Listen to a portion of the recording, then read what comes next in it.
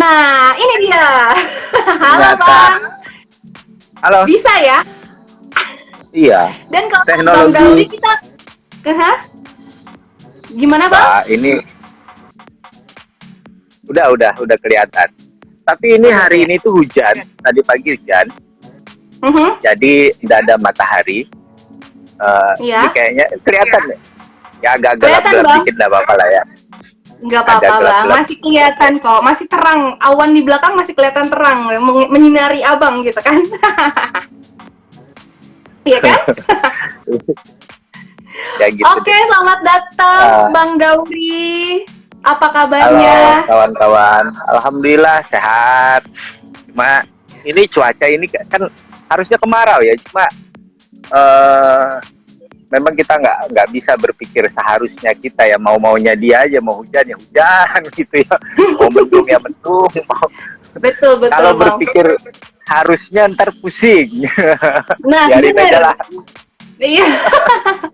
Jadi bagaimana alam semesta kasih Eh, aja deh ya, kita ikutin aja lah ya. Ya ikut aja. Ini kayak hari ini nih sebenarnya ya, kalau kalau teman-teman, aku nggak tahu kedengaran apa enggak. Aku tuh ke kebun supaya ada suara burung, ada suara agak-agak sepi gitu ya.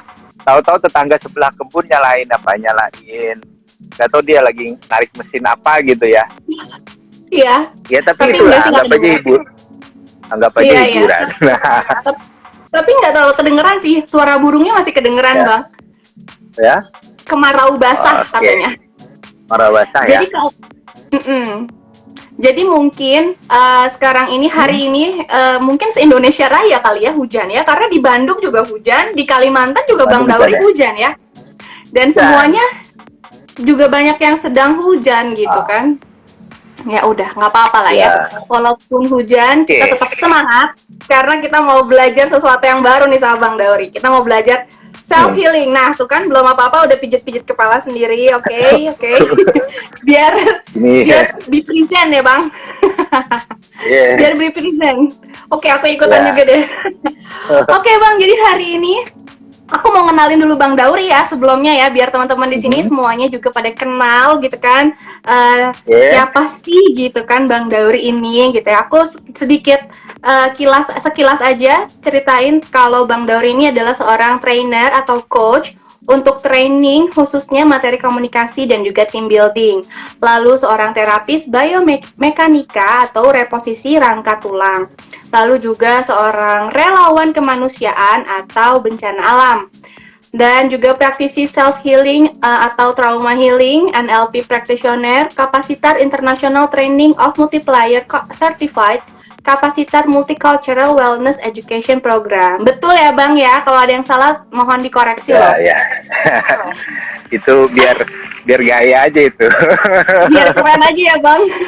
Biar keren aja. Eh, Oke. tapi Jadi memang Bang, Mhm. ya, saya ini soal kapasitar itu ya. Kapasitar itu kan Ya. organisasi relawan sebenarnya. Dia ada di 40, sekarang tuh 43 negara. Udah Mhm. 30 tahun lebih nih. Jadi guru-guru saya itu usianya udah 80 tahun, 70 tahun Wow. ya gitu ya. Nah, yang seru adalah setiap 2 atau 3 bulan sekali itu kita ketemuan di Zoom nih. Jadi Mhm. berkah pandemi itu ternyata Mhm. kita bisa ketemu lewat Zoom itu dengan beragam negara. Nah, Ya. Indonesia itu kalau lagi presentasi itu selalu ditunggu-tunggu. Kenapa? Karena kita itu ternyata negara yang lengkap. Ya, sayangnya adalah Oh. lengkap dari segi bencananya. Coba kita ada gempa, gunung berapi, Tsunami. tsunami, terus tanah longsor, Iya. banjir, kebakaran hutan, termasuk pokoknya dari segi bencananya lengkap.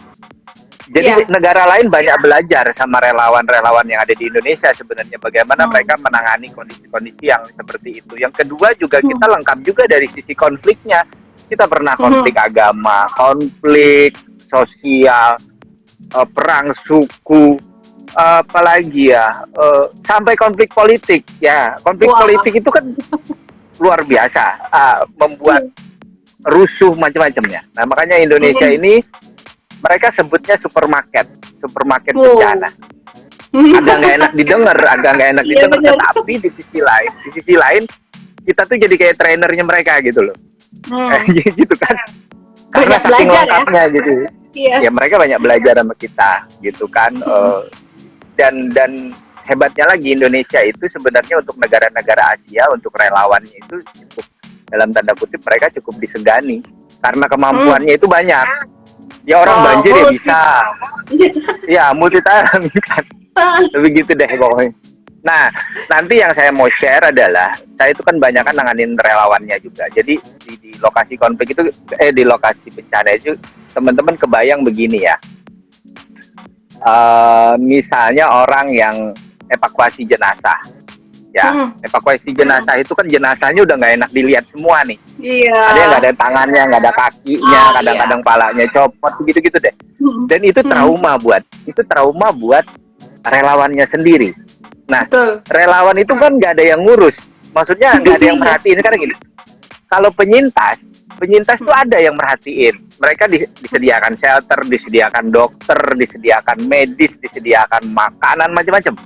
Jadi kasarnya tinggal ambil deh, tinggal pakai, pokoknya udah tinggal semuanya dilayani. Nah, relawannya enggak. Relawan itu tidak secara khusus ada yang melayaninya. Kalau mereka trauma gimana? Kalau mereka lapar gimana? Kayak gitu deh. Nah, kapasitas hadir di situ sebenarnya. Jadi berbagi teknik sederhana yang awalnya hanya untuk relawannya sendiri. Kalau lu pusing gini deh, kalau lu nggak bisa tidur gini deh, kalau lu lagi marah begini deh. Karena yang sering kita alami sebenarnya gini ya, di lokasi bencana ataupun di rumah sakit atau di mana-mana yang kita hadapi ini kan bukan orang normal, orang yang badannya luka, keluarganya ada yang meninggal, rumahnya hancur. Dari segi psikologis mereka gampang marah atau membisu sama sekali ya. Depresi itu kan bisa kayak orang bisu. Iya. Dan kita harus punya ilmu namanya ilmu tuli. Nah, ilmu tuli ini sering saya pakai juga kayak belaga bego gitu kan ya. Denger sih diomongin orang apa gitu, kayak maksudnya gini. Kebayang nggak? Kita lagi kerja misalnya mau ngambil jenazah dalam satu gedung yang itu masih gempa bumi, kayak di Palu atau di mana gitu ya. Risiko kita kan juga itu kan deg-degan sebenarnya, karena kita juga bisa jadi korban kan. Tetapi banyak orang nggak sabar karena kan harus siapin alat, pengamanan segala macam. Jadi untuk satu jenazah itu bisa butuh berapa jam atau bahkan sampai berhari-hari baru bisa dievakuasi. Keluarga penyintas itu ada di belakang kita biasanya. Itu omongannya macam-macam, ya goblok lo lama banget lah, tolol itu aja nggak bisa gitu. Lu kebayang nggak di situ udah lapar, marah-marahin. Nah, kami harus punya ilmu tuli namanya. Ilmu tuli itu ya denger sih, cuma nggak ya kayak belaga, kayak bolot gitu aja kan ya. Dia nggak dengar gitu. Nah, itu sering saya pakai di keseharian. Saya tahu ada orang ngomongin ini, ada orang ngomongin ini, ada orang ngomongin ini. Ya biarin aja. Kalau semua hal kita pikirin, bawaannya kita jadi nggak asik aja, jadi kayak gimana sih. Jadi aku sering pakai sih. Kamu nggak ini ya Dori, diomongin orang. Oh iya gitu. Tapi oh iya itu sebenarnya kita tahu sih sebenarnya, tapi ya biarin aja. Karena aku tahu berbuat baik pun itu tidak akan pernah bisa bikin orang itu juga paham kan. Kayak kita Zoom begini aja, ngapain luri di kebun gitu kan.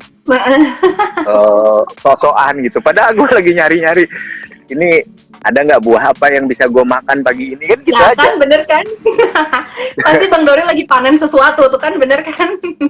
Ya. Jadi ini sebenarnya kebun samping rumah saya. Yang garap bukan saya, tetangga yang ngurus. Saya nggak cas apapun dari sini. Dia punya lahan keluarga saya juga gitu ya. Jadi dia dapat penghidupan dan saya bisa anytime bisa ambil apapun yang saya mau. Kalau lagi pengen pepaya, pisang atau apa. Wah, enak banget. Supermarket di belakang rumah ya, Bang. Langsung ambil. Supermarket fresh. Ambil. Fresh. Sama tetangga boleh ambil. Siapa yang mau sayur ambil sendiri, kan gitu aja. Wah, asik banget. Ya tapi kemana begini loh. Saya setiap hari saya hampir nggak pernah mikir makan. Makan saya itu dikasih orang. Saya hampir nggak pernah masak. Setiap hari selalu ada yang ngirim makanan dan ngajak makan. Bingung saya, nggak ngerti. Yes, Mungkin kebaikannya ini Bang benih. Dauri udah banyak banget Ya, kan. mungkin ini benih ya. Ini benih karena contohnya kebun ini. Siapapun boleh ambil. Ada tetangga mau buah mau apa, ambil sendiri aja. Terserah mereka maunya berapa. Asal jangan dijual begitu untuk mereka makan sendiri. Dan saya sehari-hari juga gitu. Tiba-tiba dia gantungin makanan, dia antar. Hampir setiap hari saya nggak pernah mikir makan. Nggak ngerti juga. Wah. Keren sih Bang. Ya. Oke, lanjut nih. Udah.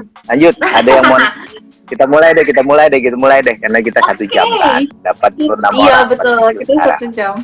Iya, karena mungkin Bang Dauri bakalan share-nya banyak banget nanti kan. Jadi kita padatkan gitu ya Bang jadwalnya hari ini. Ya. Sepertinya Bang Dauri sudah siap karena hari ini Bang Dauri bakalan sharing tentang the holds, tai chi, acupressure, kepala dan dada, back shoulder massage, dan juga finger holds ya Bang ya. Antaranya itu ya. Oke, kita mulai aja Bang, silakan. Siap. Oke teman-teman, hari ini kita temanya tentang overthinking, anxiety, kemudian sleep disorder. Saya nggak akan bahas itu dalam karena sebenarnya yang lebih berwenang itu psikolog, psikiater, atau teman-teman yang lebih mendalami soal mental gitu ya. Tetapi yang saya akan bagikan hari ini adalah kalau misalnya teman-teman nggak bisa tidur, gimana sih caranya supaya bisa tidur? Kalau misalnya teman-teman lagi anxiety, gimana sih caranya supaya itu bisa di-handle? Kalau teman-teman lagi depresi atau overthinking, gimana sih caranya supaya nggak overthinking, kan gitu ya. Jadi yang kita kasih adalah tips-tips sederhana aja. Kalau Bang, saya sebenarnya overthinking apa anxiety sih? Nah itu jawaban itu sebenarnya saya sih sekarang, kalau dulu orang kan kalau disuruh ke psikolog tuh kayak kan gua nggak kenapa-napa gitu. Atau ke psikiater aja deh. Gua kan nggak gila, kan nggak selalu orang gila yang kesana kan gitu ya, gitu loh. Iya. Gila orang gila, dalam gila pun itu kadang-kadang juga jadi masalah karena sekarang tuh jawabannya orang dengan gangguan kejiwaan kan gitu. Betul. Saya pernah 3 bulan loh ya. Saya pernah, ini mumpung saya ingat nih, saya pernah 3 bulan bantu riset untuk narkoba yang rawat jalan di rumah sakit jiwa di sini. Dan ternyata kami menemukan orang-orang yang mengalami gangguan fungsi otak. Jadi bukan cuma adik sih, tapi otaknya tuh yang putus-putus gitu. Separohnya peserta rehab itu gara-gara ngelem. Tahu lem yang murah itu kan, yang disedot. Aibon ya Bang. Aduh, itu banyak anak-anak kan yang suka kayak gitu. Ya, itu kalau sebulan saja orang intens ngelem, itu udah putus tuh. Jadinya apa? Kalau nggak bipolar, schizophren. Ya kan?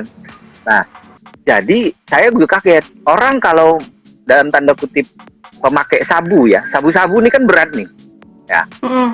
Itu 1 tahun belum tentu loh dia putus otaknya, paling adiksi kalau dia nggak terlalu intens ya, kecuali banyak banget. Tapi kalau orang pemakai narkoba yang pemakai lem itu luar biasa, satu bulan udah pada teler. Jadi banyak sekali di rumah sakit jiwa, di tempat rehab itu adalah korban-korban lem. Dia murah loh, 10 ribuan.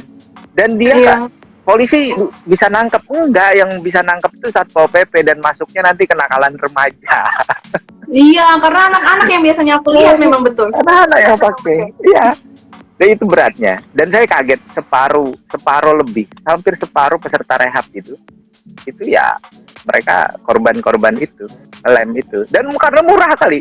Gitu ya, jadi ini anak teman-teman di share ini, kalau ngelem tuh nggak cuma mabok loh, ntar otakmu putus gitu. Putus. Itu lem Aibon aja Bang, atau ada lem yang lain juga yang merusak? Rata-rata Aibon sih. Aibon itu kan dia kimia disedotkan gitu. Iya. Itu kayaknya buat ngilangin rasa lapar kali ya, sambil nge-fly atau gimana sih? Ya biar nggak stres kali. Iya. Kita yang pasti aja deh Bang. Ya. Iya. Oke. Sekarang teman-teman, ini saya juga kenapa tertarik join dengan Metamorph, karena beberapa saat lalu ada teman saya yang belajar human design. Ketika dia recovery dari malnutrisi. Jadi ketika malnutrisi itu kan bukan cuma masalah gizinya yang kita bagusin, tapi banyak hal. Saya suruh belajar nafas, saya suruh belajar macam-macam, termasuk akhirnya dia nyari-nyari sendiri. Bang, saya belajar human design. Oh, makhluk apa lagi itu? Terus dia cerita. ada lupa, kemudian akhirnya ya sudah deh, ketika diajak ya saya juga mau belajar. Jadi kita nanti sama-sama belajar tentang human design ya.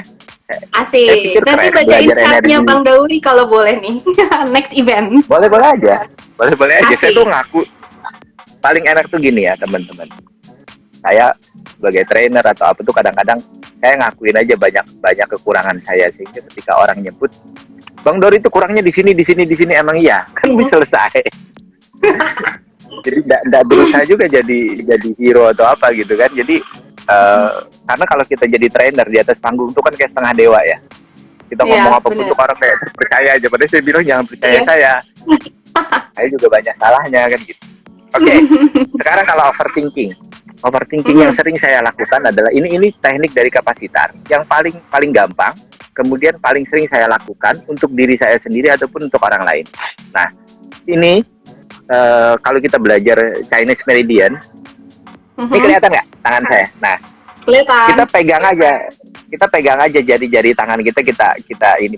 Jadi ini untuk rasa sedih, ini untuk takut. Jadi ibu jari untuk rasa sedih, itu untuk rasa takut, ini untuk rasa marah. Ini paling gampang nih, gini marah. Kemudian ini untuk galau, ini untuk galau, khawatir, gabut. Nah kemudian ini untuk kelingking itu karena dia paling kecil, dia untuk rasa tidak percaya diri, kemudian blaming, menyalahkan diri sendiri. Kan ada orang tuh yang kadang-kadang apapun yang terjadi di sekeliling dia bilang ini kayaknya salah gue deh. Lama-lama dia yang terbakar, dia yang rusak sendiri. Terus-terusan sedih, rusak sendiri. Iya. Nah oke. Caranya gampang. Kita fokus pada nafas, kemudian boleh sambil doa, sambil zikir, sambil baca doa apapun gitu sesuai agama kita, kepercayaan kita pegang aja sampai berasa kayak ada denyutan. Nah, itu dikencengin atau biasa aja Bang? Biasa aja sih. Tapi kalau kita fokus kita bisa rasakan. Posisinya nggak harus segini sih, bisa di paha, bisa di apa gini biar kelihatan aja. Kelihatan. Nanti saya cerita, gara-gara ini saya pernah di pesawat di upgrade loh, dari ekonomi ke bisnis, gara-gara begini doang nih. Kenapa? Kok bisa? Ya nantilah saya cerita. Ya gitu kan. Nah ini sampai berasa berapa lama? 1-3 menit. Jadi ini untuk melepaskan energi dari rasa takut kita. Takut sama apa? Terserah apapun ketakutannya. Ini ya. Kemudian pindah ke jari telunjuk. Sampai anget-anget gitu nggak sih Bang rasanya? Berasa berdenyut. Nah, dia ada kayak denyutan gitu. Kayak kita kalau pegang nadi itu, nah dia ada denyutan. Di sini juga berdenyut. Oh iya. Denyut. Nah, kemudian pindah ke jari tengah. Nah, jari tengah. Di jari tengah ini untuk melepaskan rasa marah kita, tidak nyaman gitu ya. Nah, ada temen yang merasa berdenyut juga tuh ya. Bagus. Ya. Sambil ikutin ya semuanya. Kalau nggak berdenyut jangan dipaksa diremes-remes, biarin aja. Sebenarnya kalau kita tenang, kalau kita nafasnya enak, dia berasa. Sambil atur nafas berarti ya kuncinya. Ya, nafas, zikir, doa. Nafas itu kan sebenarnya supaya kita koneksi sama diri kita dan saat ini kan. Kuncinya kan cuma di situ sebenarnya. Nah, kemudian ke jari manis, ini untuk rasa khawatir. Berdamai dengan kanker itu ada yang baru join namanya berdamai dengan kanker, itu si Rahmi di Bogor. Itu survivor cancer, dia nulis buku namanya Berdamai dengan Cancer. Oh, Insya Allah. Itu keren loh orang itu, Rahmi itu. Nah, halo Mbak Rahmi. Kemudian jari kelingking. Kenapa ini bagus sekali? Karena ini paling gampang. Iya, betul. Anytime, orang nggak perlu tahu dimanapun. Saya pernah satu saat pesawat saya itu harus ganti di satu bandara. Surabaya rasanya.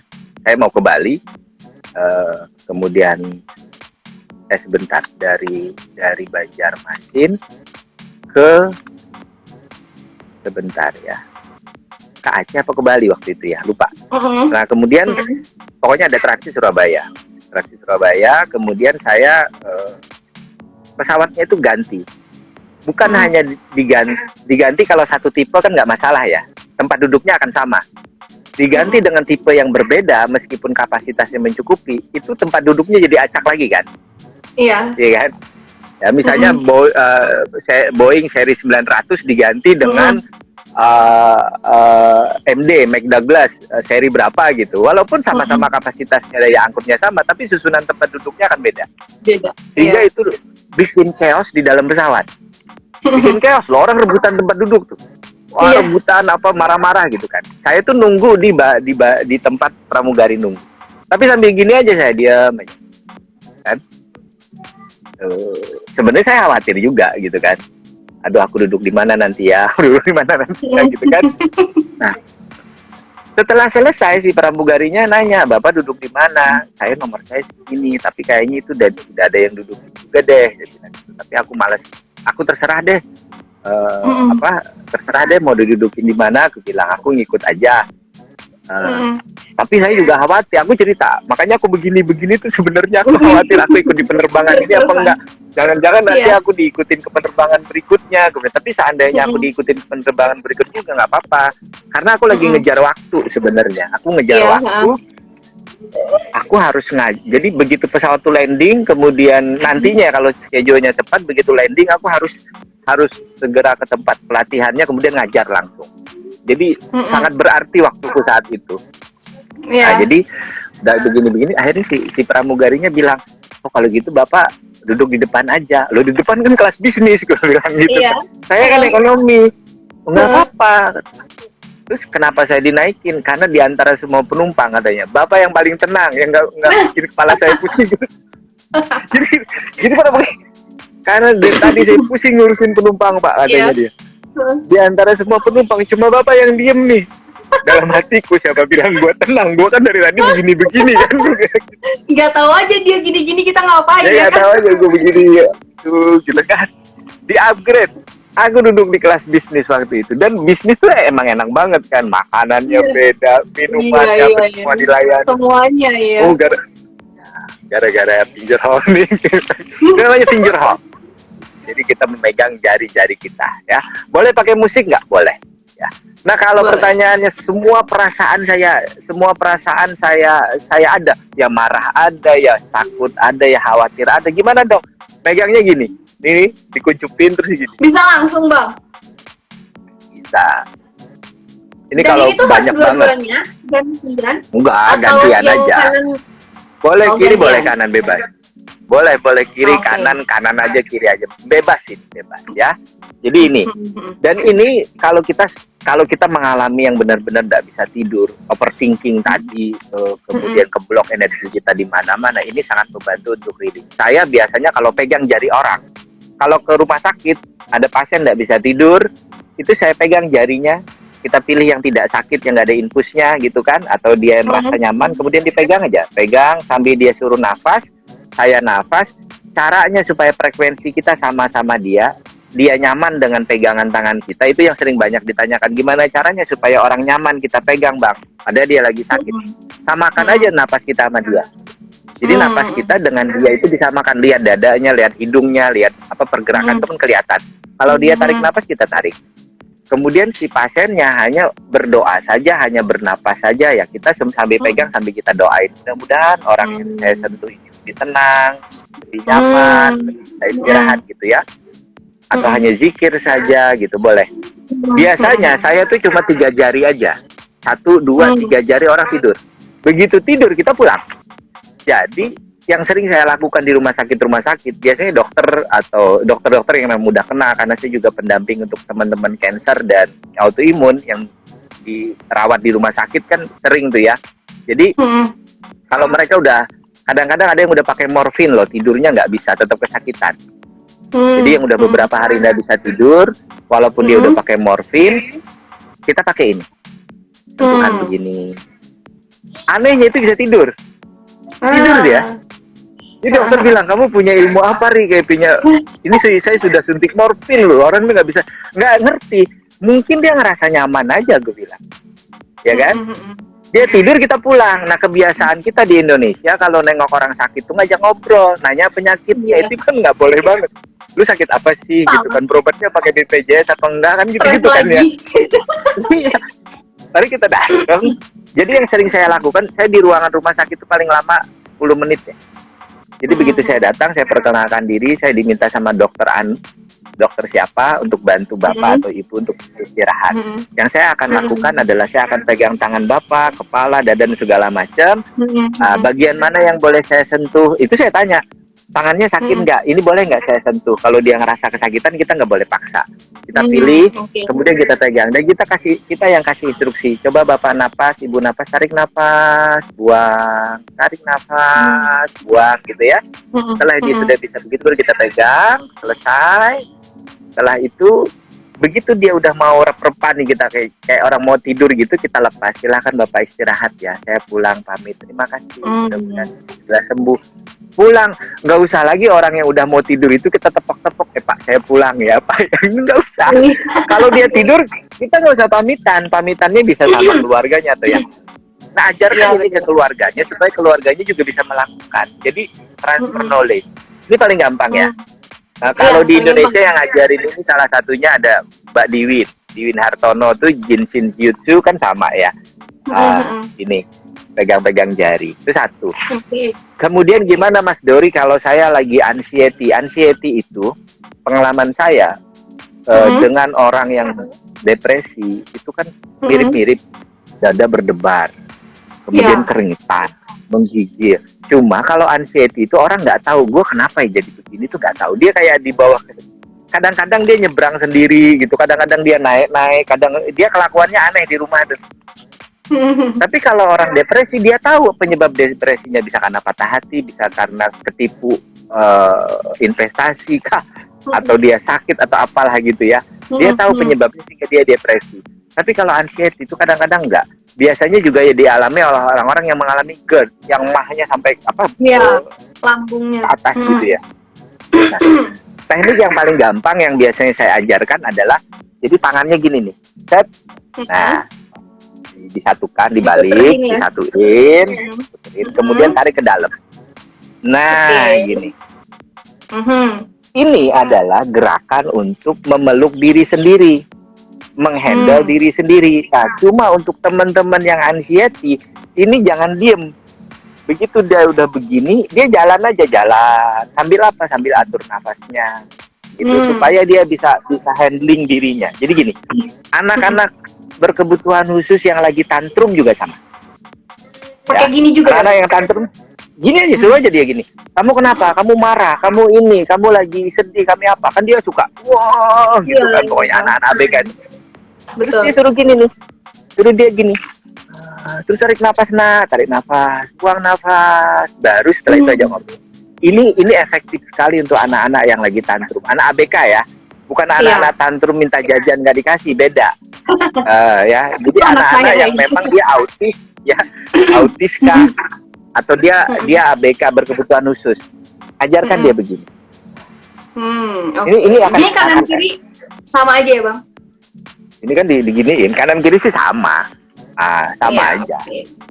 Anxiety juga gitu, ini cepet sekali. Jadi sangat cepet untuk dia koneksi lagi ke diri dia. Karena orang anxiety itu kan kayak gini, dia kayak di luar kesadarannya, dia kayak orang mabuk kan gitu kan. Nah, akhirnya nanti dia bisa kita treatment seperti itu. Jadi intinya nanti akhirnya juga kembali ke nafas. Nah, sekarang kita masuk nih sesi nafas. Sesi nafas ini kan banyak banget pelajarannya. Ada yang nafas 46, ada nafas 48, ada yang 248, ada nafas Buteiko. Si Gobin tuh yang ngajarin Buteiko di Indonesia, sama Adele ya, Adeline Windy itu teman-teman. Karena sebenarnya circle terapis nih itu aja orangnya, teman-temanan juga gitu kan. Si Gobin, nah itu yang ngajarkan buat Buteiko. Nah, kalau untuk orang-orang yang lagi overthinking gitu, apa yang ini masih kelihatan nggak sih? Saya kayaknya makin gelap. Kelihatan Bang. Nah, kelihatan kok. Oke. Aku coba cari view. Nah, ini Nah, kayaknya ini lebih terang lebih ya. terang. Iya, lebih terang. Berarti aku pindah. Nah, gini. Belakangnya ada gubuk. Nah, gini ya. Nah, lalu untuk orang-orang yang overthinking, nafas itu, atau orang yang stres, nafas itu paling bagus adalah jumlah kita menarik nafas itu pada saat buang nafasnya 2 kali lipat. Jadi contoh, kalau dia narik nafasnya hitungannya 2, buangnya 4. Kalau hitungannya 4, buangnya 8. Kalau hitungannya 3, buangnya 6. Jadi tarik nafas 3 hitungan, 1, 2, 3, buangnya lewat mana? Lewat hidung lagi. 6 hitungan berarti dong. 1, 2, 3, 4, 5. Lebih lambat. Ini yang paling gampang gitu. ya. Ya. Tarik, kemudian buang. Nah, untuk orang-orang yang fisiknya sakit, biasanya di rumah sakit kah, atau kita lagi gak enak badan, atau sakitnya cukup parah, biasanya cuma sanggup 2. Jangan dipaksa. Tarik nafasnya itu paling sanggup 2 hitungan.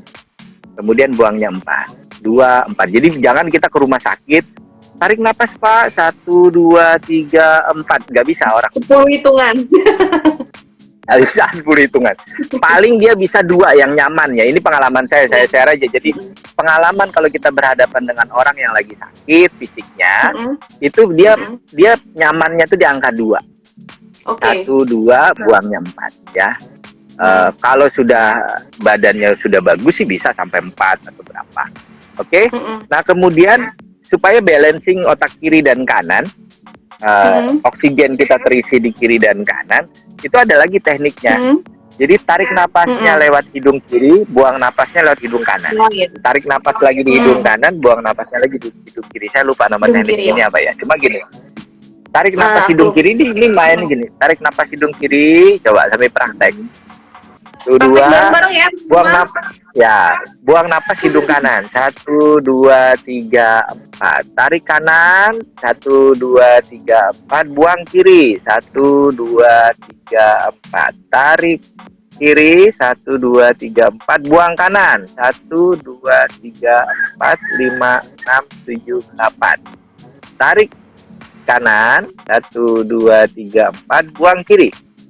Nah, 1, 2, 3, 4, 5, 6, 7, 8. Nah, itu lama-lama tensi stresnya kita, atau yang lagi kadang sampai stres itu sakit kepala loh, nyut gitu. Itu nanti pelan turun gitu. Wah. Gampang toh?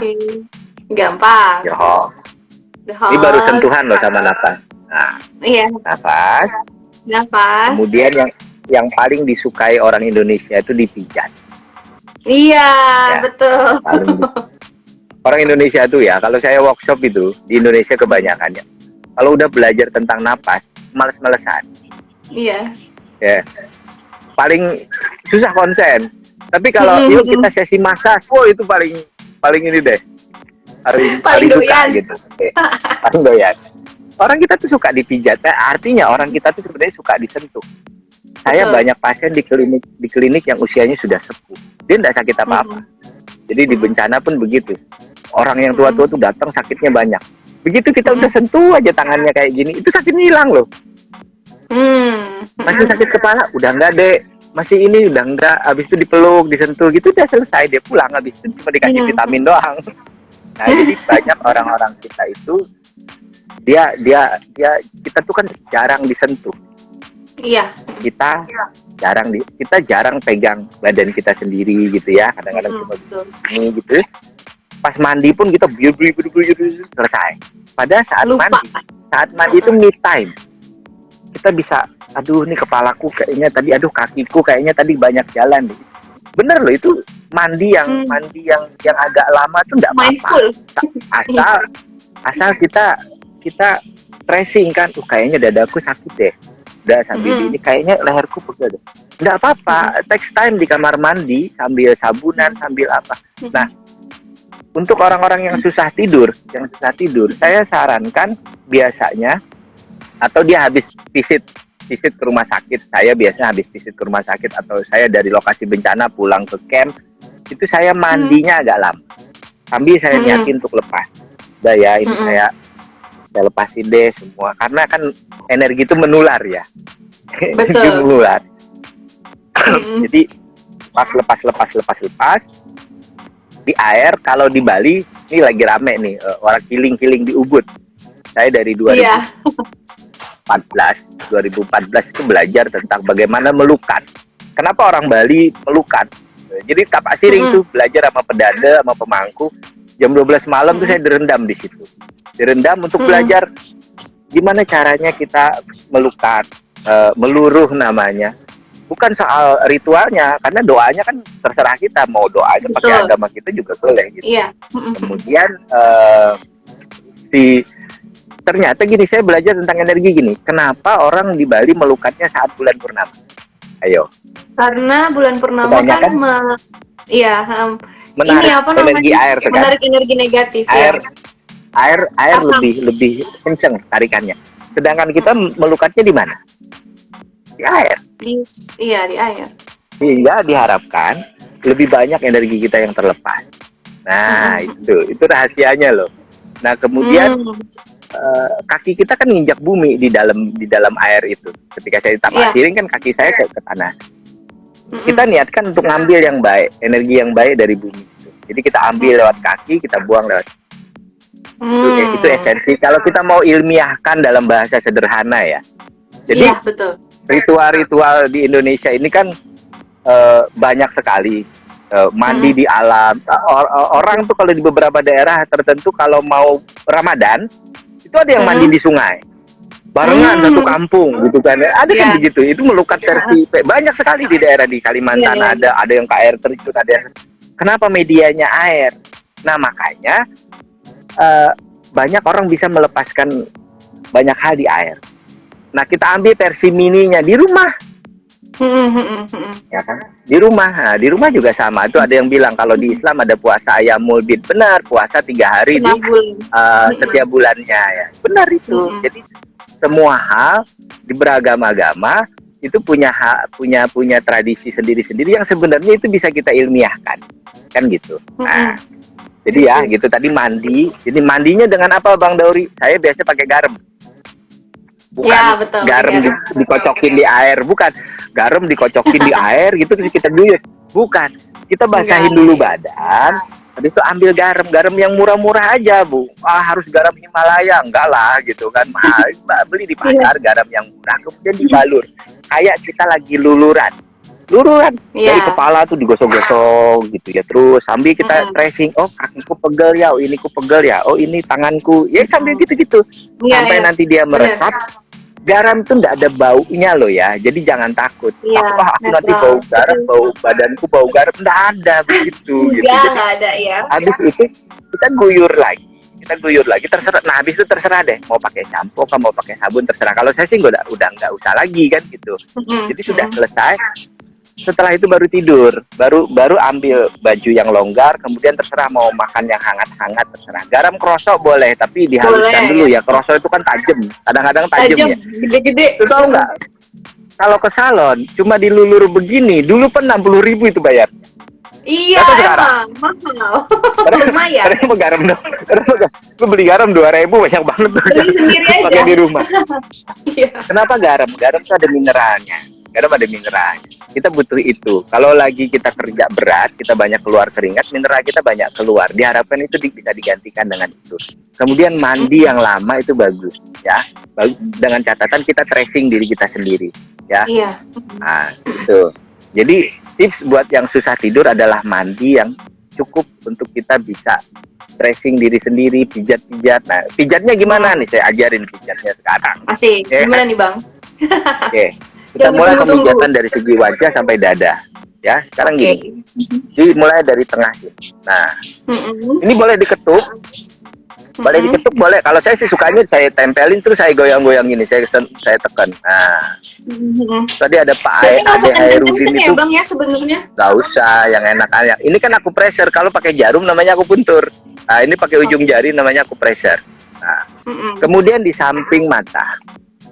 Pak Ade, halo. Pak Ade itu bos saya loh dulu di LIPI. Saya pernah kerja di LIPI loh gini-gini. Oh iya. Gini ya. Saya pernah kerja jadi peneliti. Pak Ade itu bos saya, di paling baik itu dia. Paling bandel juga sama saya, sama bandelnya. Saya 5 tahun di LIPI dulu. Oh, lumayan lama. Oh iya, bangga saya. Orang masuknya susah. Iyalah. Iya Susah dong. banget. Terus saya keluar ketika 5 tahun bekerja, saya keluar. Saya Kenapa, yang nggak Bang? cocok sama LIPI. LIPI mah baik-baik aja. Saya yang nggak cocok sama dia. Iya kan? Mungkin Nggak lebih- kenapa-napa. Iya. Lebih enak di luar kali ya gitu. Iya. Nah, kemudian gini. Ini. Nah, Enak nih kalau dipijitin, enak Bang. ini untuk orang-orang yang sembelit. Sembelit juga bisa, yang susah buang air. Di sini ya. Kemudian di sini nah ini sambil sentuh-sentuh komedo gitu kan. Nah, ini untuk jadi yang keluar lagi ya, gangguan. bonus. Nah, gini kita tekan di sini. Ini untuk yang lagi pilek, batuk, pilek gitu ya. Kemudian di sini, nah di bawah sini, di bawah sini. Ini kalau lagi cemas, khawatir, nah, iya. pingsan. Dan Jadi ini bisa boleh ditekan sama boleh diketuk gitu ya Bang? Atau ditekan aja? boleh. Ini ya, ditekan boleh, diketuk boleh. Kalau diketuk namanya EFT. EFT ya. Nah, kemudian terus di sini nih. Nah, tengah-tengah dada. Oke. Kan? Setelah itu di sini, dekat di atas jantung ini kalau kita tekan agak sakit.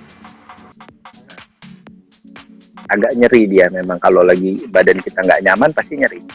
Nah, kemudian di bawah tadi ketiak. yang diare di sini ya Bang ya? Sembelit. Oh, sembelit. Kalau diare, tadi diare apa sembelit pertanyaannya? Diare Bang? Diare untuk anak-anak. Di sini boleh. Ya. Nah, ini bisa nih. Sini. Nah, nggak kelihatan Bang. Ada otot. Nah, ini ada otot ini. Nah, pinggir ya. Nah, gitu. Nah, kemudian di bawah ketiak tadi, ketuk-ketuk gitu. Kelenjar ya. Ini untuk rilis stres juga bisa. Kemudian di tangan ini boleh dikasih doa, afirmasi, apapun terserah teman-teman. I'm okay gitu kan ya. Iya. Ini ya. Ini sederhana, muka, dada, tangan. Ini bisa diajarkan ke siapapun nanti, anak-anak, orang dewasa. Karena gini, ilmu-ilmu seperti ini kalau lagi workshop, kalau lagi sharing begini nggak berasa loh. Ngapain sih gini? Gini? Ntar kalau sakit, cobain deh. Ntar, contoh kayak tadi, orang kalau lagi anxiety, ini kan yang ikut nggak ada yang anxiety kan, tapi kalau ada yang orang anxiety ketemu nih, cobain deh gini. Nah, karena kamu nggak akan pernah bisa ngajak ngobrol orang yang anxiety. Lu nasihatin percuma. Jadi, orang dia lagi nggak sama dirinya. Cemasnya berlebihan. Dia aja lagi nggak ngerti gue lagi kenapa. Iya, dia aja nggak ngerti dia lagi kenapa. Lu mana nasihatin? Ayo kamu duduk yang tenang ya, yang sabar, yang nggak akan dipakai. Nah, jadi dia harus di tengah. Nah, dan ini powerful. Sekarang saya akan share lagi satu gerakan namanya The Hold. The Hold itu adalah gerakan yang seperti kita memeluk diri kita sendiri. Ini untuk diri kita sendiri ya, karena saya tidak ada orang yang bisa saya ajak bantu untuk ini nih di sini nih. Kalau berdua, tapi nanti gambarnya ada, saya share. Oke. Di akhir sesi ini nanti ada folder, ada link yang nanti kita bisa di situ lengkap penjelasan, ada foto. Nanti jadi teman-teman gak usah mikir, nanti fotonya ada, materinya ada, musiknya ada, gitu ya. Pokoknya ikutin aja dulu ini. Nah, ini The Hold itu gini. Satu, jadi taruh tangan di dekat telinga. Kemudian dua, gerakan kedua. Jadi satunya di dahi, yang satunya lagi nih di belakang kepala, bukan di leher, bukan di tengkuk, pas di batas kepala belakang. Nah, gini. Oh, oke. Ya. Di rambut akhir itu ya? Ya, di rambut akhir itu. Nah, bentar ya. Ini gerakan kedua. Gerakan ketiga, ini kita satukan. Jempol kita satukan, kita taruh di vortex ini. Kita tengah kepala, terus kita gini. Agak aneh memang gerakan gini. Nah, ini tujuannya apa? Mengkoneksikan lagi badan sama pikiran kita. Nih. Sini. Di tengah kepala ya Ini Bang, kalau ya? di Bukan tengah orang, agak belakang. di tengah kepala agak ke belakang. Tengah kepala agak ke belakang. Titik vortex namanya. Vortex, oke. Kalau orang belajar cakra itu cakra mahkotanya di situ. Iya, Nah, mahkota. dan kalau salah titik, dia tidak ada fungsinya. Jadi titiknya itu bukan pas di tengah kepala, tapi dia agak ke belakang. Iya, iya. Antara Terasa. tengah kepala dengan unyeng-unyeng. Antara tengah kepala dengan unyeng-unyeng. Nah, tekan situ. Gerakan yang keempat begini aja, boleh? Begini aja boleh. Ini sih paling enak, sambil pijit-pijit gitu Iya. kan. Nah, diamkan begini. Kemudian gerakan yang kelima, ini taruh di atas dada di bawah leher. Kemudian ini di belakangnya, kayak cermin. Walaupun nggak sampai-sampai banget, nggak apa-apa. Tuh. Iya, nggak nyampe. Kiri dan kanan boleh. Tangan kiri diletakkan di tempat yang saat itu kita merasa nggak nyaman, misalnya di dada. Berapa lama setiap gerakan? 3 menitan lah, atau senyamannya aja. Apakah harus berurutan? Nggak juga. Yang sering saya lakukan adalah yang begini. Itu lebih efektif Hanya dan satu lebih gerakan gampang. Kalau lagi pusing, lagi overthinking tadi. Overthinking tuh gini aja diginiin. Sehingga Nggak kita bisa tahu. tidur juga bisa ya Bang? Boleh. Overthinking itu kan pikiran kemana-mana. Iya, pikiran macam-macam. Bahasa ya saya. Jadi 1, 2, 3, 4, 5. Rangkaian ini itu seperti kita dipeluk orang atau kita memeluk diri sendiri. Dia ini juga efektif untuk anak ABK. Anak berkebutuhan khusus. Ajarkan kepada mereka, kalau lagi marah gini ya, atau gini ya, sehingga mereka tahu, oh aku kalau lagi kesel gini aja. Dan kita tahu itu simbol dia lagi kesel tuh begitu tuh, gitu kan? Atau dia lagi nggak nyaman tuh kalau begitu tuh. Atau yang kayak tadi begini. Jadi kita intervensi pikiran dia, emosi yang ada di pikiran dia dengan gerakan. Jadi motion, create emotion. Jadi kenapa saya share begini?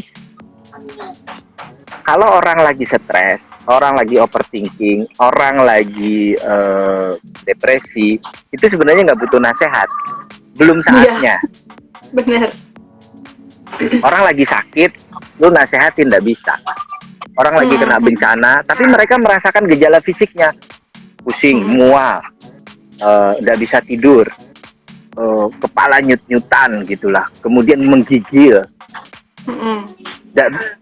Dada rasanya sesak gitu kan ya, deg-degan, duk. Nah, yang kita bisa bantu adalah ajarkan mereka, Pak, Bu, atau Dek, kalau kamu lagi nggak bisa tidur, coba deh begini. Nah, gak usah jelasin, ini namanya pinggir hot, enggak. Ini buat sedih loh ya, hafalin ini buat sedih. Nggak usah, Pak, coba begini. Kita juga melakukan, mereka melakukan. Iya, Tarik gerakannya aja nafasnya sambil doa sedikit, 2 gitu. Kita yang contohin, mereka yang ngikutin. Dan ini bisa massal loh, bisa 10 orang, bisa 15 orang gitu kan ya. Nah, satu hal yang bikin saya bisa trauma healing ke banyak orang itu karena begitu. Tekniknya adalah mereka mengikuti apa yang kita ajarkan. Bukan kalau pakai pola hipnosis kan satu-satu tuh. Atau bisa juga massal, tapi lebih efektif satu-satu sebenarnya. Satu-satu, betul. Nah, ini lebih cepat. Dan orang bisa lakukan sendiri tanpa ada kita. Jadi setelah selesai, mereka tahu, mereka bisa, ya nanti lakuin ya. Kalau misalnya tiba-tiba datang lagi, sakit kepalanya, resahnya, deg-degannya, lakukan lagi. Jadi mereka udah tahu. Nah, kemudian gini bisa, ya kan? Ketuk-ketuk. Terus ajarkan nafas tadi. Nah, satu hal yang mau saya bagikan lagi, tapi nanti saya akan berdiri. Ini Mbak Ismuranti ini, beliau punya anak ABK, dan karena anaknya ABK, beliau akhirnya menciptakan resep-resep untuk makanan anaknya, yang bisa dimakan anaknya, dan akhirnya sekarang jadi jadi guru untuk makanan anak-anak autism. Keren loh, Mbak Is. Di Bekasi rumahnya. Asik dong. Sebenarnya banyak Jadi bisa teman-teman banyak yang ini yang belajar. ikut lagi. Yang Iya. ikut ini refresh. Sebenarnya banyak teman-teman ini benar. ikutnya refresh. Saya mau Mm-mm. share. Ini berapa lama lagi? Berapa lama lagi? Ntar ya, ini Berapa saya lama sambil. lagi ya? Boleh Bang, sampai selesai dulu aja yang tadi, Ini yang ini. menitnya berapa lama lagi? Karena saya mau Menitnya sih berdiri. di sini 3 menit, tapi kalau Bang Dori mau lebih-lebih dikit boleh. Gak Oh, masalah. 3 menit ya. Tenang aja, Ini kelihatan sampai nggak selesai. saya berdiri? Saya berdiri. Ini satu teknik lagi deh. Ini saya Oke, berdiri oke. begini kelihatan nggak kaki? Kaki saya kelihatan nggak? Enggak Bang, Kaki. Nah, jadi gini ya. gelap Bang. Kakinya nanti.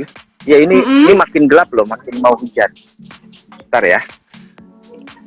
Kakinya nanti, bentuk kaki kita itu kakinya dirapatkan. Kaki dirapatkan, kemudian telapak kaki kita membentuk sudut 45 derajat. Oh ya. Ya, V. Nah, habis gitu udah, ini bisa boleh sambil disapu begini ya. Sapu. Dah, selesai. Kita bisa sambil doa, sambil apa. Kemudian ini dikencangkan. Ini tangan kiri dan kanan dikencangkan. Dan gerakannya adalah ke atas. Kemudian kita putar ke belakang. Nah, sambil kita angkat ke atas itu, kita nanti jinjit sedikit. Oh, 1, 2. Nah, pas di belakang, tangannya mesti gini. Nah, lurus gini. Sampai kayak terasa tarikan di belakang kepala. Oke. 1, 2, 3. Sambil 4. jinjit ya. Ya, jinjit sedikit. 5, 6, 7, 8, 9, 10. Istirahat di Kayak sini, ngambil kemudian energi ya. pelan-pelan longgar. Ya. Kayak gerakan ke belakang, muter. Karena kan kita selama ini ke depan bergerak. Ini dibalik ke belakang. Benar. Nah, ini semuanya stretching. Hmm. Stretching dari ujung kepala sampai ujung kaki.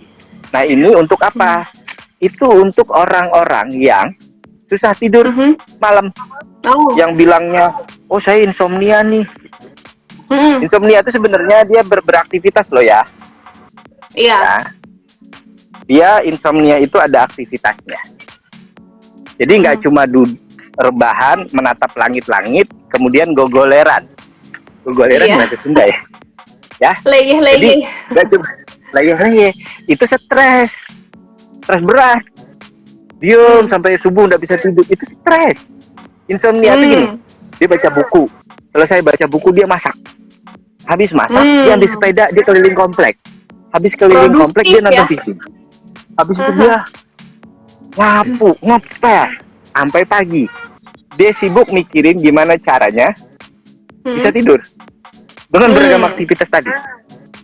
Biasanya ada 2-3 aktivitas dia lakukan. Nanti dia tidur juga sih. Tidurnya tapi pas mau pagi.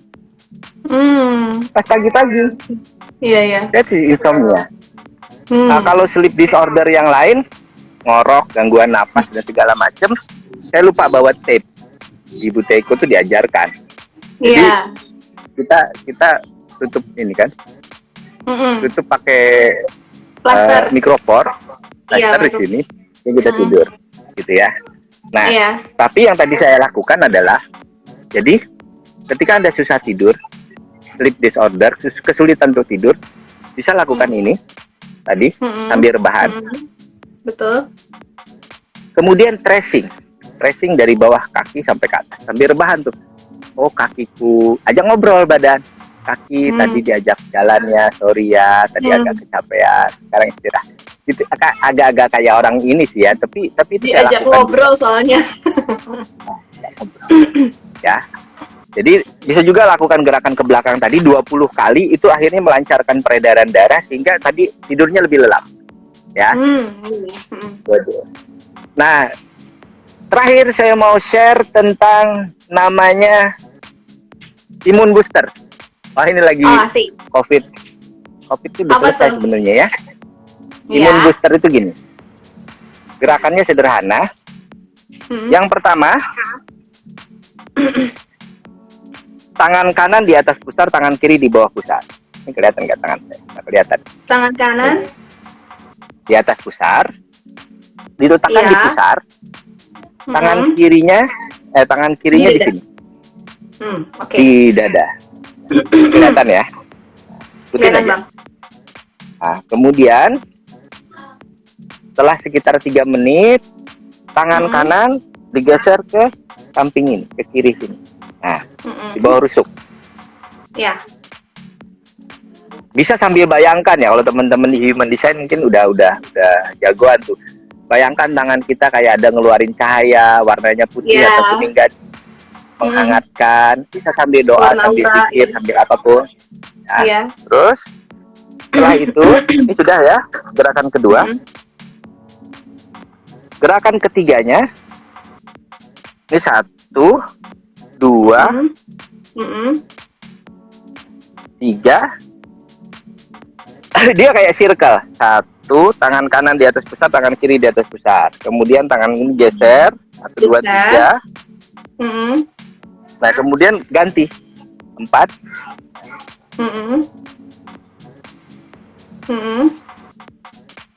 1, 2, 3, ganti. 4. Nah, 3. Bentar ya, aku ingat-ingat dulu nih, lupa nih. 1, Sedikit lupa. 2, ya kan? Tuh kan. 1, 2. Kemudian 3. Geser ini kanan. 4. Nah, tuker. Kadang-kadang kalau kita rebahan ya, nanti dilihat lagi saya kasih fotonya nanti di folder itu ada. 1, 2, ya. Dia akhirnya gini, 3, 4. Kembali lagi ke Tapi tengah. yang dipegang itu adalah pusar kita. Itu kemudian di samping sini, ya di samping kiri sini. Kemudian dada, ya. 1, 2, 3, 4. Saya biasanya kalau lagi demam, itu saya pegang gini aja. Nih, tangan kiri saya di atas, tangan ini saya di sini, di dada sih. Tangan kanan di atas sini. Nah, itu aja, sudah. Rebahan sampai hangat, lama-lama saya tidur. Kayak ngasih Itu energi gerakan, buat diri sendiri juga. Ya, jadi semuanya yang saya share hari ini, gerakan badan, nafas, tadi ada teknik ketukan, kemudian sentuhan, gitu. Itu sebenarnya cuma ngajak teman-teman untuk, kalau orang overthinking, kalau orang stres, kalau orang susah tidur kenapa sih? Banyak yang dipikirin kan. Nah, salah satu hal yang saya lakukan juga, biasanya saya ajak ngobrol gini. Jadi pura-puranya gini, saya ambil sesuatu di kepala saya. Oh, saya lagi mikirin yang berat hari ini soal, misalnya soal kerjaan gitu ya. Kemudian saya bilang, kerjaan yang X gitu ya. Kamu saya taruh dulu di atas meja situ ya, gitu. Kalau ada meja di samping tempat tidur. Ntar besok pagi gue ambil loh. Jadi kayak ngomong sama pikiran gue sendiri. Ntar besok pagi gue ambil. Sekarang gue mau istirahat tidur. Jadi memang tidur itu niat. Kalau nggak niat tidur emang nggak bisa. Kenapa tidur itu niat? Artinya kita rapikan dulu tempat tidur, kita siap untuk tidur, kemudian lampunya diredupkan. Kalau pakai AC-nya disetting ke hangat. Ya, karena kalau terlalu dingin, maka nanti reaksi daripada sensor kulit kita dia akan coba balancing, akhirnya kita nggak bisa tidur. Jadi yang terlalu dingin AC itu juga justru susah tidur loh. Betul. Nah, jadi selimutnya harus yang enak gitu kan ya. Jadi memang tidur itu preparation. Sekarang kita tidur berapa? 6 jam ya paling enggak ya kan. Di kantor kita mungkin 8 jam, kalau yang kerja 8 jam di kantor. Tidur tuh 6 jam. Jadi investasi yang saya sarankan adalah, teman-teman ya, orang tuh kalau punya duit, dia biasanya beli sofa yang bagus. Karena sofa tuh kelihatan. Harga sofa bisa 15 juta, 20 juta. Nah, coba deh dibalik. Kamu duduk di sofa itu berapa lama sih sehari? Paling kalau cuma ada tamu doang, gitu kan. ya tengahnya untuk pamer kan. Nah, tapi Flexing. sekarang jangan sampai harga sopamu lebih mahal berkali-kali lipat dibanding harga kasurmu. Nah, penting nih, catat. Lo kasur jangan terlalu empuk, ya mahal Yang itu. firm ya, yang firm. Nah, terus bantal yang bagus itu mahal, bener. Harganya Iya, bisa setengah juta, emang, 1 juta, 1 jutaan ada bantal harga 1 jutaan. Iya, iya. Nah, tapi ya itu tadi, nih kalau punya duit nih ya, kalau punya duit, nih saya kasih tahu, jangan sampai harga sopamu atau harga pancimu gitu loh ya. Panci mahal kalau memang berkualitas bagus ya, Salad Master atau apa begitu kan ya. Ada juga sih yang harga puluhan juta kan ya. Hafal ya Bang? Maksud saya gini, jangan sampai saya guru-guru saya pakai itu kayak Bu Janti, Bu apa gitu. Jogja itu pakainya itu gitu kan. Enak banget gitu ya karena memang masaknya pakai juga alatnya bagus. Nah sekarang gini, maksud saya gini. Jangan kebalik pikiran kita. Kita mau istirahat yang benar berarti preparationnya di situ, investasinya juga di situ. Bantal yang bagus, guling yang bagus, selimut yang bagus, kasur yang bagus, yang nyaman. Walaupun tidak selalu mahal ya, kasur yang bagus itu tidak selalu mahal. Betul. Kita bisa custom. Kalau orang-orang yang udah punya masalah sama tulang belakang itu kasurnya custom loh. Ya, pergi ke tukang kasur minta dibikinin yang rata, yang bagus, yang tidak terlalu empuk, itu custom. Harganya pun ya sekitar 1 sampai 2 juta gitu kan ya. Maksud saya gitu. Jadi investasikanlah uangnya untuk hal-hal yang memang kita nikmati juga dan untuk istirahat kita bagus. Karena kebanyakan orang nggak bisa tidur juga gara-gara tempat tidurnya. Nih untuk orang-orang yang sudah stres berat, mereka biasanya jadi hoarder. Tahu hoarder nggak? Enggak, apa tuh Bang? Orang yang numpuk-numpuk barang. Oh ya, holder ya. Kebanyakan pasien-pasien, jadi ketika saya treatment pasien ke rumah dia, saya datang ke rumah dia, maka yang saya lakukan adalah yang pertama kali membersihkan rumahnya dari barang-barang yang tidak terpakai. Botol kosong itu bisa sampai 6 karung loh. Orang-orang yang sakit berat, yang stroke, yang kansernya lama bertahun-tahun, yang dia sudah itu, kalau kita datang ke rumah dia, itu pertama jarang sekali saya menemukan rumah yang nyaman. Artinya dia tidur di antara tumpukan baju-baju dia yang sudah nggak terurus. Oh. Halo Bang, ya. Oh ya, tadi ini aku putus ya. Iya, keputus. Nggak apa-apa Bang. Ya pokoknya gitu. Aja. Pokoknya nanti investasikanlah untuk yang begitu. Termasuk sabun. Sabun kalau memang Anda wanginya suka yang itu agak mahal dikit, beli deh. Iya, benar-benar. Iya. Handuk kalau memang ada uangnya, ya manjakan diri Anda, jangan gini loh. Kebanyakan kita itu kan berkorban. Aku tuh kalau anakku bahagia, aku bahagia juga. Kalau tetanggaku bahagia, aku bahagia. Aku kalau orang tua aku bahagia, aku juga ikut bahagia. Enggak, lu bahagiain dirimu dulu. Itu penting juga. Bener. Jangan sampai kita sibuk bahagiain orang, kemudian kitanya nggak diurus. Iya, benar. Harus kasih reward. Makan yang enak nggak harus mahal. Nah dulu saya kalau waktu tinggal di Bogor, itu saya sering ke restoran sendiri 1 bulan sekali. Tidak harus mahal, tapi makanan yang memang saya pengen, ini enak deh, saya pengen makan yang dinikmatin gitu. Ada yang tanya, order tadi kenapa Bang? Karena sleep problem? Enggak. Jadi gini, banyak hal yang dia pikirin sehingga dia kadang-kadang ada faktor itu juga ya. Jadi kalau masa kecilnya dia kepengen beli baju, kemudian dia selalu terkendala dengan itu, biasanya numpuknya baju-baju. Jadi saya ada inner child-nya. Saya pernah ketemu pasien, rumahnya penuh dengan baju, ruang tamu, ruang makan, ruang tidur. Kemudian anaknya itu tinggal di garasi. Garasi dijadiin kamar untuk anaknya. Karena kamar anaknya pun penuh dengan baju. Dia selalu beli baju-baju baru yang dia sendiri lupa. Misalnya dia pernah beli baju yang sama, mereknya sama, warnanya sama, itu bisa sampai 10 pasang. Waduh. Dan itu dilakukan dia tanpa sadar.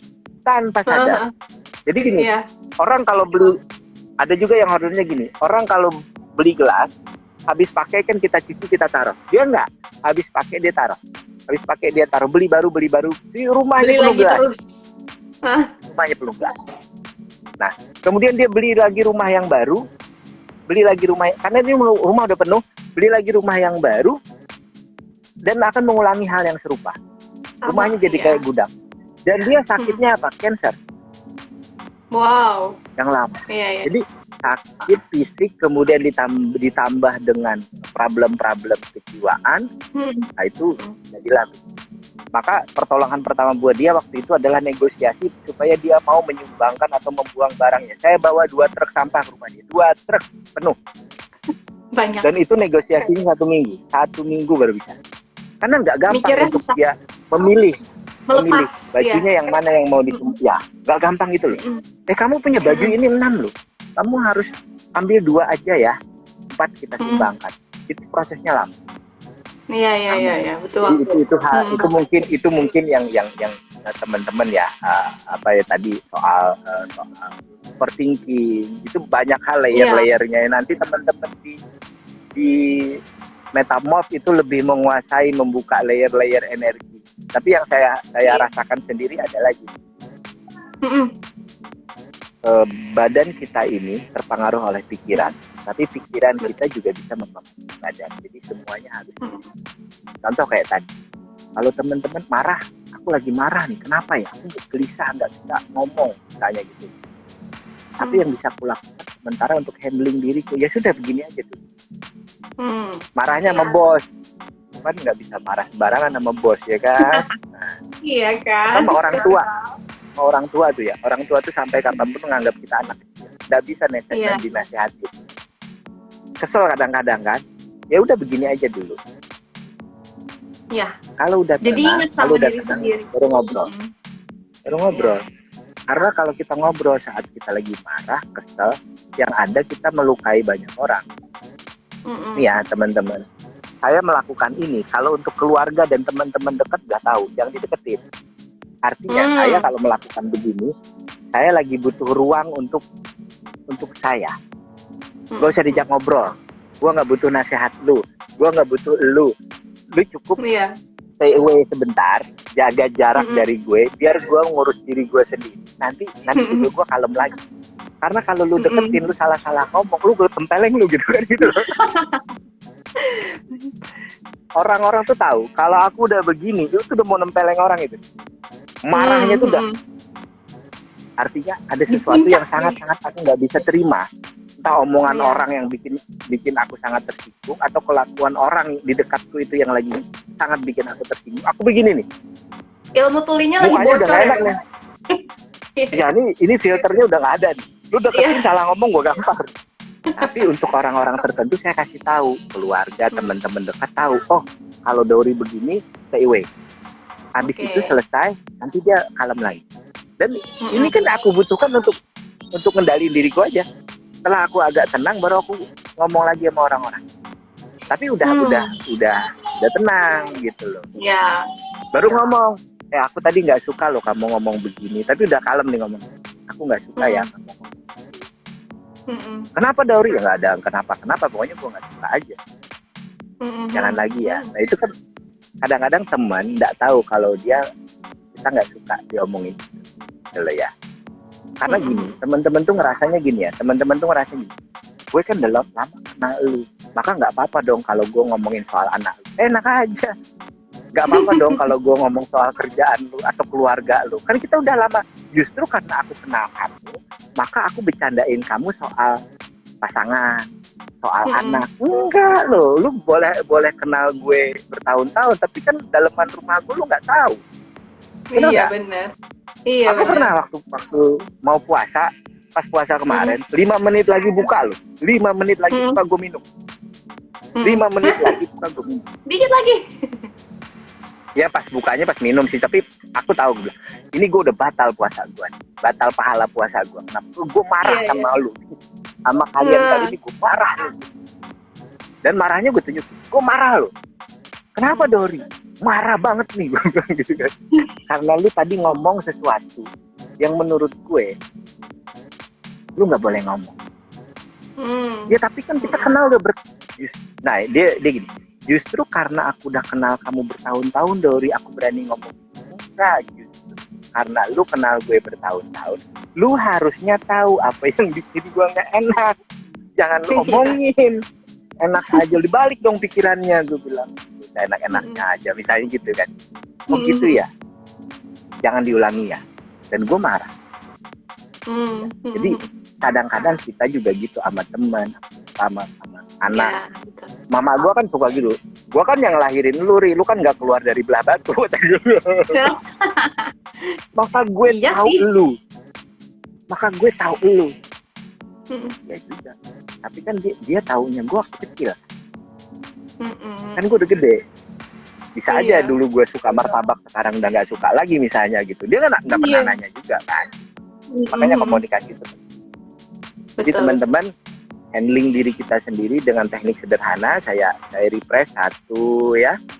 Ini finger hold 2. Ini sederhana sekali. Tuh. Gampang ya Sampai diaplikasikan untuk diri kita sendiri atau orang lain. Kemudian nafas tadi. Tarik nafas, buang, ya, tarik lagi, buang lagi. Kan? Pelan-pelan. Satu, bagaimana Mas Dori teknik belajar nafas yang nyaman? Karena banyak sekali di luar sana. Tips dari saya yang sangat sederhana adalah bernafaslah lewat hidung. Udah. Iya, betul. Selesai. Nggak usah mikirin 42, 24, 48, nggak usah. 478. Pokoknya nanti bernapas lewat hidung saja. Itu yang paling penting. Simple. Nah, paling penting bernapas lewat hidung. Ya, selesai sampai di situ. Kemudian tidak perlu bernapas yang dalam. Jadi bernapaslah harus yang ringan. Dari ringan, buangnya ringan. Bukannya kan sering tuh. Enggak. Jadi sambil doa. Kemudian kita sentuh diri kita kayak tadi kan. Nah, kalau sakit kepala saya biasanya pakai 3 jari, saya taruh di portek. Ini titik portek itu gini. Ini nih, ini tengah kepala di sini. Nah, itu sudah. Ya. Atau yang kayak tadi gini. Intinya perhatikan diri kita lagi. Kita kadang-kadang kita pusing itu sebenarnya overthinking kah? Anxiety kah? Sleep disorder kah? Kalau kita pisah-pisahkan, sebenarnya kita kebanyakan mikirin hal yang di luar diri kita, pekerjaan, anak, orang lain, keluarga, tetangga, atau hal-hal yang nggak penting. Seandainya kita stres gara-gara mikirin diri kita, itu worth it juga sih. Gitu. Tapi kebanyakan kan nggak begitu. Kita sibuk mikirin urusan kantor, kita sibuk mikirin urusan orang lain, kita sibuk mikirin gimana besok apa yang terjadi gitu ya, kekhawatiran berlebihan.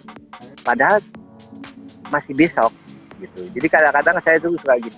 Dori nanti minggu depan kita begini, ya sudah nanti dipikirinnya minggu depan. Artinya stresnya yang minggu depan tuh jangan ditarik ke sekarang. Ya, gitu aja.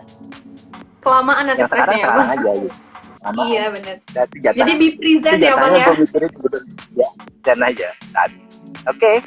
Teman-teman, silakan Mbak mau sampaikan tentang tadi human design, karena saya juga mau tahu. Kemudian ada pertanyaan apa, teman-teman? Migren. Boleh. Sekarang mulai pertanyaannya aja ya. Ini ada yang nanya kalau migren katanya Bang bisa kenapa? Migren bisa sama napas. 1.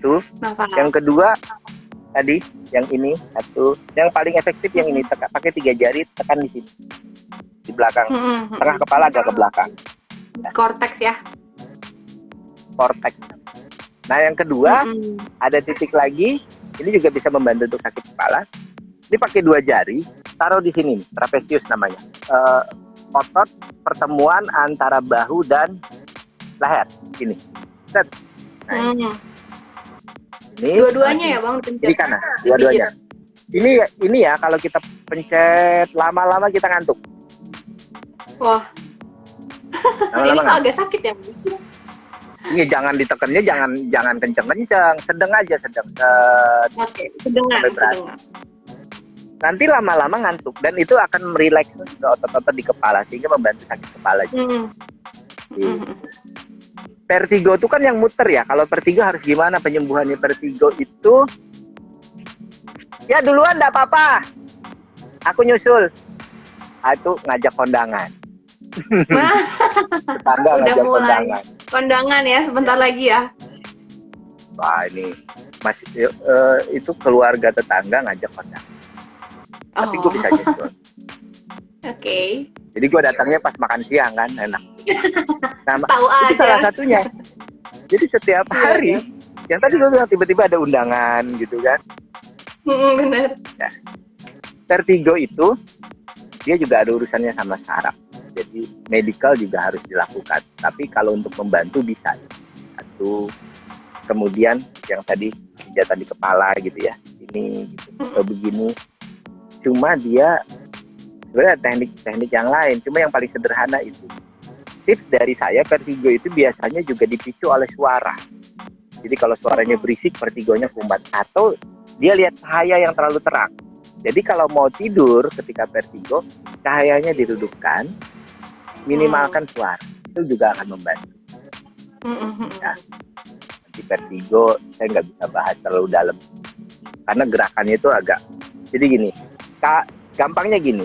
Kalau kita ngerasa dunia ini berputar ke kiri, maka rebahanlah miring ke kanan.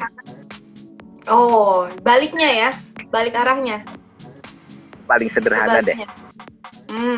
Orang Hmm. vertigo tuh kalau kita pas kena vertigo, kalau kita perhatiin matanya, dia kayak ada keseret-seret ke kiri kah ke kanan kah, itu menandakan gerak putarannya tuh. Jadi vertigo itu memang kalau dia bangun, dunia tuh kayak dibolak-balik putar aja gitu. Itu yang bikin dia mual, muntah-muntah, sakit kepala. Iya. Nah, lawannya gimana? Jadi kalau kita ngerasa putarannya ke kanan, tidur rebahan miring ke kiri. Jadi lawannya. Oh, Itu yang paling simpel. jadi lawan. Kalau ini Bang, ada yang nanya, kenapa nggak boleh nafas menghembusnya dari mulut katanya?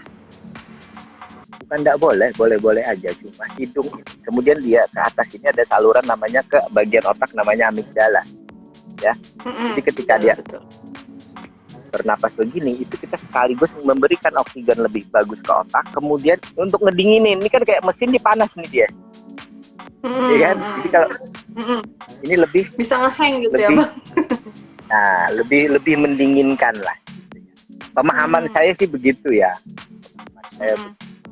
Cuma nggak boleh kemudian, keluar dari mulut, boleh kayaknya Bang? Boleh aja.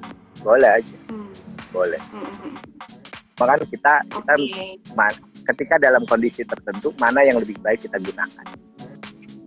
Cuma lebih baik memang keluar dari nafas dari hidung, keluar dari hidung gitu kan ya Bang ya? Baiknya begitu. Ya lebih gampang ngaturnya juga dibanding. Kan agak aneh ya kalau di tengah orang banyak. Aneh ya. Effortnya lebih kayaknya. Karena memang Allah sudah menciptakan kan hidung untuk bernafas, ya kan? Ya, itulah. Oke Bang Dauri, betul sekali. Terima kasih loh. Maksudnya hari ini kita udah banyak belajar. Kayaknya nggak cukup waktunya kalau misalnya mau di-share semuanya. Tapi mungkin nanti next time kita bikin lagi event ya Bang ya. Sharing kayak gini lagi. Bisa di Zoom, bisa di IG. Kemudian teman-teman yang mau belajar tentang metamorf itu, kenapa sih dikasih nama metamorfosis kah atau apa, orang berubah? Iya, betul sekali. Sesuai dengan filosofinya, metamorf itu kan berkembang gitu kan, jadi bertransformasi seperti kupu-kupu gitu kan, jadi ada tahapannya gitu. Jadi kita human design itu sebenarnya belajarnya apa sih? Human design itu sebenarnya kita belajar peta energi Bang. Jadi belajar peta energi, dari situ kita bisa lihat cakra-cakra, dan juga bisa lihat ada gate-gate dari dari diri kita sendiri gitu, ditentukan dari tanggal lahir gitu. Jadi Bang Dauri kalau misalnya udah diminta tanggal lahirnya ya, nanti kapan-kapan kita bahas itu gimana Bang sambil live. Boleh ya. Boleh. Jadi nanti hari ini ada lumayan nih. Hari ini Kenapa? Saya lihat dari awal tadi ada 47 orang tuh, enggak 46 ya, enggak 50 orang. Lumayan tuh untuk teman-teman yang join hari ini juga terima kasih. Ini hari istirahat. Iya dong. Mudah-mudahan ini bisa bantu. Sebenarnya apa yang saya bagikan ini kan teman-teman udah sering dapat juga. Saya cuma ngingetin kasur jangan sampai lebih beli sofa jangan sampai lebih mahal dari kasur kan gitu doang kan sebenarnya. Iya. Intinya kan gitu. Kenapa? Benar. Jadi investasikanlah waktu, tenaga, dan pikiran di tempat-tempat atau di barang-barang yang memang kita pakai untuk diri kita itu, untuk kenyamanan kita, untuk kesehatan kita itu lebih baik. Beda Iya, ceritanya kalau gue tidurnya di sofa bang, itu ceritanya beda lagi. Banyak nemuin gitu. Tempat 71 orang tadi ya, terima kasih. Iya, terima kasih banyak loh semuanya yang udah stay tune terus dari Jadi tadi. teman-teman yang mau belajar tentang ini penting nih guys. Kalau tiba-tiba nyeri dada sebelah kiri biasanya kenapa bang? Untuk dada yang dipijat. Nyeri dada sebelah kiri itu kalau sering terjadi, saya nggak bilang itu gangguan jantung ya, tapi kemungkinan malnutrisi juga ada, kekurangan nutrisi juga ada. Kemudian kurang jalan, coba jadi jantung kita dengan kaki itu dia temenan loh. Jadi untuk orang-orang yang gangguan jantung bukan banyak jalan, tapi bergerak, sering-seringlah coba jogging, bergerak jalan kaki, supaya apa? Karena jantung kita memompa darah ke kaki, kemudian naik lagi ke atas. Ya, jadi dia muternya gitu. Nah yang di kaki ini kalau jarang digerakin dia susah naik ke atasnya, sehingga jantung tuh memompanya terlalu kenceng, akhirnya sering nyeri. Secara medis coba periksain nutrisinya, kaliumnya, banyak kekurangan kalium itu yang jantung.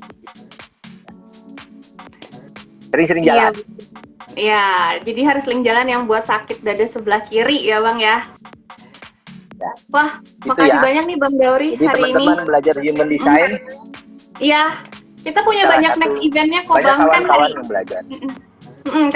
Karena bulan ini tuh sebenarnya bulannya kita sharing tentang overthinking, jadi makanya kita mengundang Bang Dauri hari ini untuk sharing bagaimana kita mengolah visi kita ketika kita diserang badai overthinking itu tadi ya kan, overthinking, anxiety, sama sleep disorder gitu. Nah selanjutnya setelah ada sharing sama Bang Dauri, kita juga punya lagi Bang di Telegram, kita sharing di sana sama teman-teman Metamorph dan juga Pak Daniel yang bakalan sharing langsung. Nanti di sana kita bakalan cerita tentang overthinking hari Rabu. Nah, itu buat teman-teman yang belum join Telegramnya, boleh ikutan, boleh join langsung, dan itu kelasnya gratis.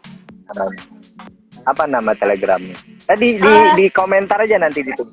Boleh. Nanti kita sharing di komentarnya ya. Terus juga selain itu kita juga dari kelas overthinking ini kita juga punya kelas besarnya, kelas yang lebih lengkap yang dikombinasikan dengan human design itu sendiri. Nah, overthinkingnya itu kita kasih judulnya Sleep and Human Design. Di situ juga kita bakalan bahas lebih lengkap lagi dengan human design-nya, sendiri. Di situ kita bakalan bahas juga bareng-bareng sama Pak Daniel. Nanti kalau untuk teman-teman yang berminat, yang tertarik untuk ikutan belajar sama-sama, boleh daftar untuk di kelas Human Design Series-nya ini. Terus juga setelah itu kita punya kelas Human Design Basic-nya nih Bang. Jadi kelas Human Design Basic-nya juga seru banget karena itu banyak banget yang ditanya-tanyain sama teman-teman.